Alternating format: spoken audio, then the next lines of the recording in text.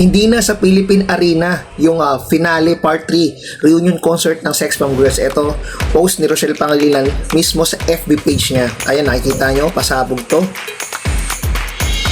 So nakakalungkot, no, mga ka-Triple R TV, na hindi po sa Philippine Arena. Bagkos balik po yan sa Mall of Asia yung concert nila. So ito yung thriller, ito pa lang. Kumbaga, ito pala yung pa-thriller ng kanilang part 3. At sa February 6 na po yan, 2006, gaganapin 8 PM. Yan, watch.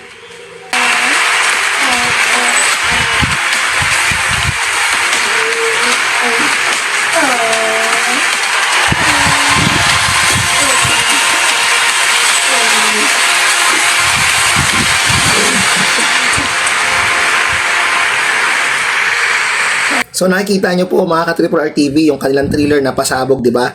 Sa Mall of Asia na po, hindi na po sa Philippine Arena. Bagkos po marami ho talagang restriction sa Philippine Arena dahil INC yung may-ari ng Philippine Arena. Alam naman natin yan, sila nagpagawa yan. At yung mga nagpapa-event dyan, nagpapa-concert is may mga shuttle bus. Free shuttle bus papunta ho dyan. Kasi yung location ho talaga ng Philippine Arena is alanganin ho talaga dyan. Maraming nagsabi kasi sa Bukawi, Bulacan. At medyo alanganin ho talaga yung pwesto kung pupunta kayo dyan. At bukod sa Sex Bomb Girls na pangalan nila, medyo restriction, medyo mahigpit, hindi nga pwede sa Philippine Arena bagkus INC nga yung may-ari nito. So sayang lang, nakakapanghinayang kasi 55,000 yung kasya na katao dyan sa Philippine Arena ho. 55K. Kumbaga sayang yung world record breaking sana, yun palang ibig sabihin, world record breaking sana kung mapupuno nila talaga yung Philippine Arena. Diba? Another history sana yan.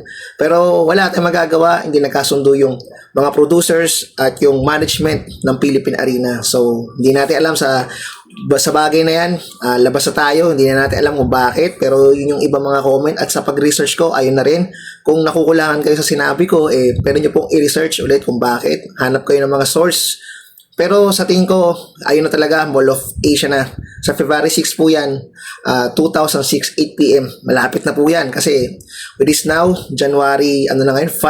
So, mga isang buwan na lang, no? Malapit na. So, hanggang dito na lang mga Triple R TV, ka-Triple R TV dyan, na solid kong mga followers. Maraming salamat and peace out. Ingat po tayong lahat. And yun lang. Happy New Year.